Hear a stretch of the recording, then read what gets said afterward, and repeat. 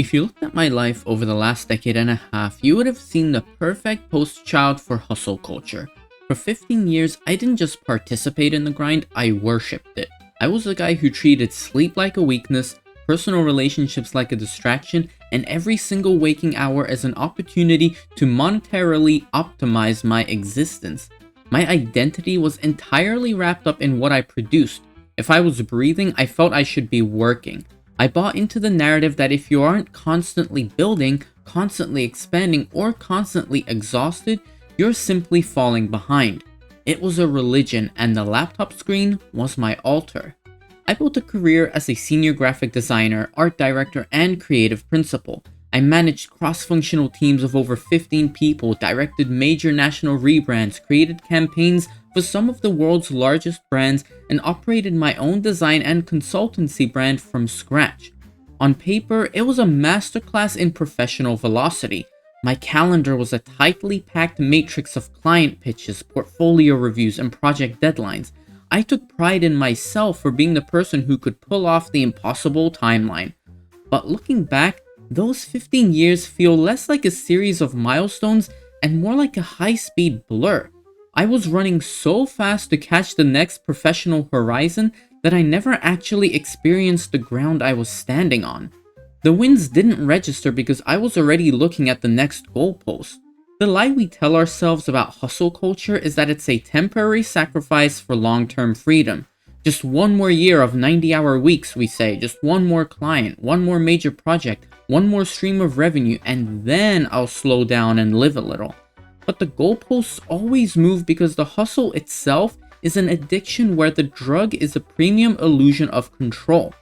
I thought I was constructing a life of complete independence, and while I did have independence from working for others, I was just building a beautifully designed monument to chronic exhaustion. I was successful by every external metric, yet entirely bankrupt in terms of actual presence. You can ignore your body for a long time, but eventually the biological bill comes due and it always demands payment in full. For years, I ignored the warning signs. I ignored the tight shoulders, the erratic sleep patterns, the constant background hum of anxiety, and the persistent mental fog that I tried to drown in premium coffee and energy drinks. I thought being constantly redlined was just the price of admission for success in a competitive creative industry. I wore my dark circles like badges of honor, genuinely believing that physical discomfort was proof that I was outworking the competition. Crazy, right? But your nervous system isn't a digital asset. It doesn't care about your quarterly goals, your freelance growth, or your professional ambition. When you live in a perpetual state of fight or flight, your body starts to break down from the inside out.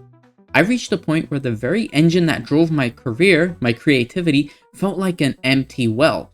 I reached creative burnout. I wasn't creating from a place of genuine inspiration or artistic curiosity anymore. I was squeezing blood from a stone just to meet the next invoice cycle. The physical toll wasn't just a lack of energy, it was a profound systemic burnout that made even the simplest design choices feel like a monumental mountain to climb. This personal collapse isn't unique, it's a documented public health crisis. According to a comprehensive global study by the World Health Organization and the International Labor Organization, working 55 hours or more per week is associated with a 35% higher risk of stroke and a 17% higher risk of dying from ischemic heart disease compared to working standard hours. The data proves that the rise and grind mentality is quite literally lethal. We're sacrificing our actual physical hearts on the altar of productivity metrics, trading our biological longevity for temporary professional validation. When I first read that data, it hit me like a truck. I looked at the late nights, the missed family dinners, and the weekends spent staring at a glowing monitor, and I asked myself, what am I actually buying with my health? Is a slightly more prestigious portfolio, a successful rebrand launch, or a higher bank balance worth a shorter lifespan? The math of hustle culture simply doesn't add up. We're trading a non-renewable resource, our time on this earth, for a renewable one, currency. Let's talk about the financial side of the hustle, because this is where the marketing is the most seductive and dangerous. We're told that if we just work harder than everyone else, we will achieve ultimate financial freedom. We buy into the side hustle economy, turning our personal hobbies into corporate entities and our free time into billable hours. We monetize our design skills, our photography, our thoughts, and our spaces until every aspect of our lives has an attached price tag. We become mini corporations, constantly calculating the return on investment for our own relaxation. For a long time, I believed that more revenue streams equaled more security. I diversified, I consulted, I taught thousands of students online, and I took on every freelance project that came across my desk, terrified that saying no meant missing out on my financial peak. And yes, the money came, but here's the financial mirage that no one tells you about. Your lifestyle and your anxiety scale right alongside your income.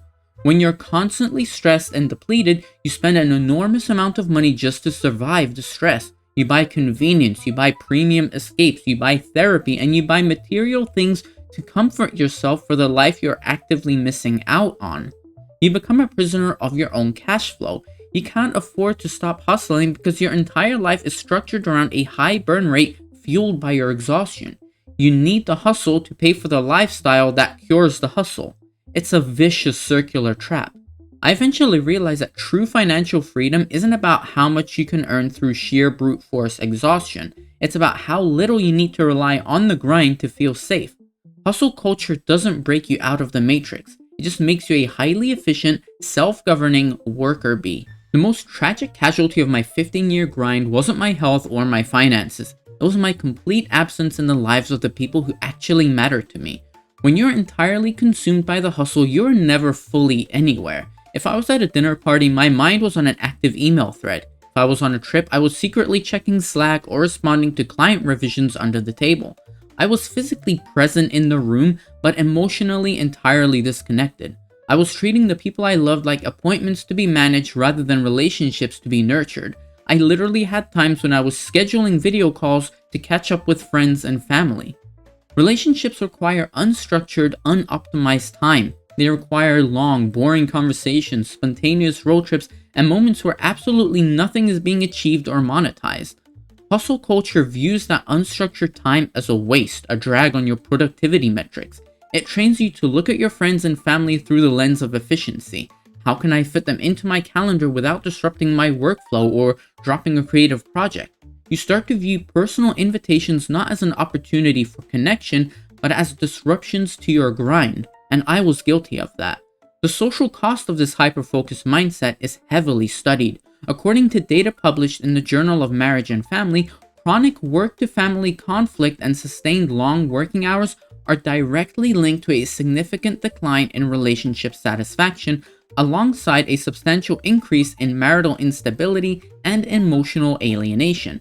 The research shows that you cannot systematically starve your personal life of time, emotional energy, and focused attention and expect it to survive on those crumbs. I had to look in the mirror and realize that I was becoming a ghost to the people I cared about most. I was providing for them financially and was professionally successful, sure, but I was denying them the only asset that actually matters: my unfragmented attention. No professional accolade, successful presentation, or design award can replace the warmth of an uninterrupted conversation with your family and closest friends. I was winning the career game by a landslide, but I was defaulting on my fundamental human relationships. As a designer and creative professional, my currency has always been my ideas and my creativity. When you apply hustle culture to a creative life, you commit a slow, quiet, systematic form of artistic suicide. Creativity requires white space. It requires daydreaming, playing, making massive mistakes, and working on projects that have absolutely zero commercial value. It requires you to wander down random dead ends just to see what's there without a clock ticking or a client waiting for a deliverable. It's about experimentation. When you monetize everything you touch, you kill the magic of the play. Every sketch becomes a potential asset for a portfolio. Every photograph becomes a potential digital product or template. You stop making things because they are beautiful, weird, or true. You start making them because they fit the current aesthetic trend or the client's brief. After 15 years of this, I looked at my work and realized it had become entirely transactional.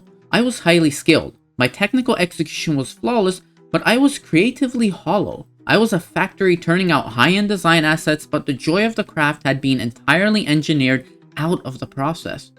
I had to go back and remember what it felt like to be a kid with an old camera or a blank sheet of paper before I knew what an invoice, a revision cycle, or a brand strategy even was.